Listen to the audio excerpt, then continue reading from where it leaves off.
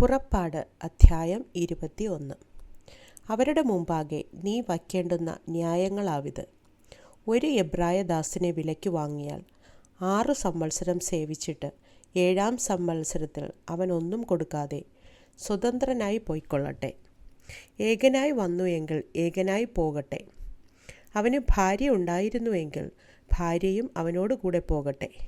അവൻ്റെ യജമാനൻ അവന് ഭാര്യയെ കൊടുക്കുകയും അവൾ അവന് പുത്രന്മാരെയോ പുത്രിമാരെയോ പ്രസവിക്കുകയും ചെയ്തിട്ടുണ്ടെങ്കിൽ ഭാര്യയും മക്കളും യജമാനൻ ഇരിക്കണം.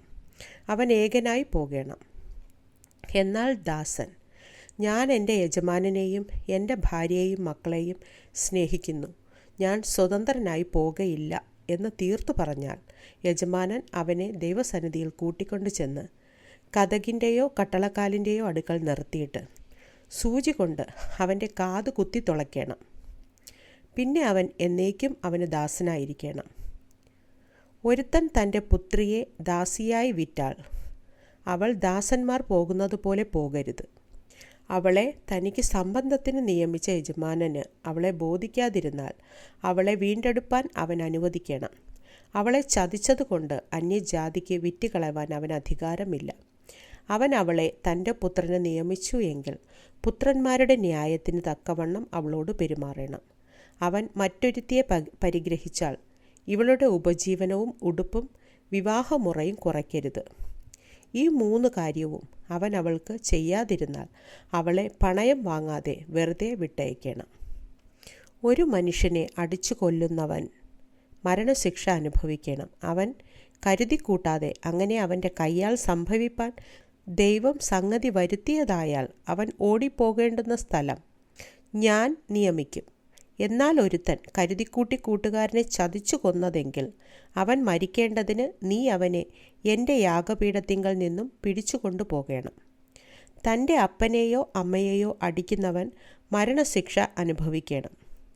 ഒരുത്തൻ ഒരാളെ മോഷ്ടിച്ചിട്ട് അവനെ വിൽക്കയാകട്ടെ അവൻ്റെ കൈവശം അവനെ കണ്ടുപിടിക്കുകയാകട്ടെ ചെയ്താൽ അവൻ മരണശിക്ഷ അനുഭവിക്കണം. തൻ്റെ അപ്പനെയോ അമ്മയെയോ ശപിക്കുന്നവൻ മരണശിക്ഷ അനുഭവിക്കണം.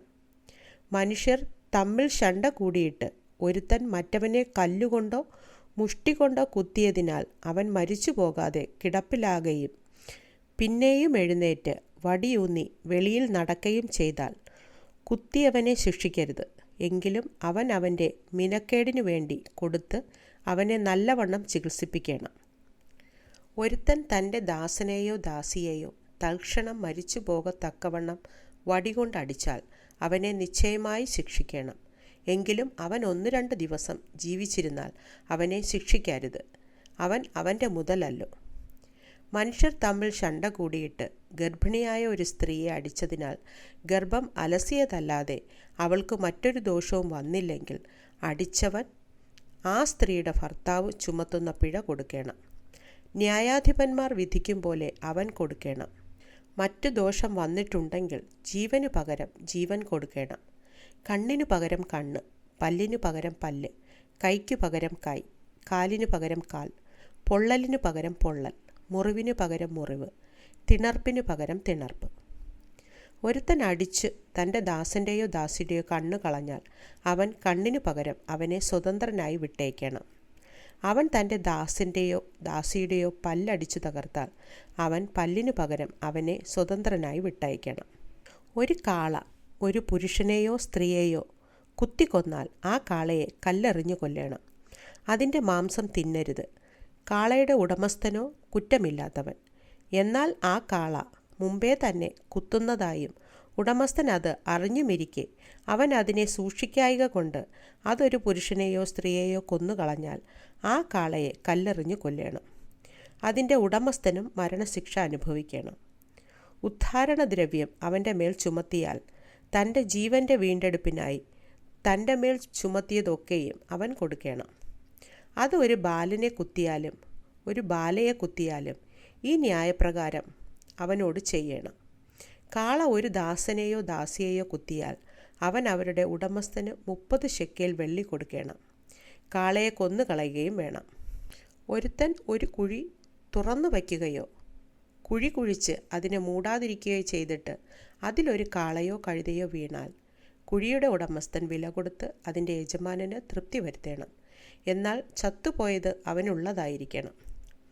ഒരുത്തൻ്റെ കാള മറ്റൊരുത്തൻ്റെ കാളയെ കുത്തിയിട്ട് അത് ചത്തുപോയാൽ അവർ ജീവനോടിരിക്കുന്ന കാളയെ വിറ്റ് അതിൻ്റെ വില പകുത്തെടുക്കണം. ചത്തുപോയതിനെയും പകുത്തെടുക്കണം. അല്ലെങ്കിൽ ആ കാള മുമ്പേ തന്നെ കുത്തുന്നത് എന്നറിഞ്ഞിട്ടും ഉടമസ്ഥൻ അതിനെ സൂക്ഷിക്കാതിരുന്നു എങ്കിൽ അവൻ കാളയ്ക്ക് പകരം കാളയെ കൊടുക്കണം. എന്നാൽ ചത്തുപോയത് അവനുള്ളതായിരിക്കണം.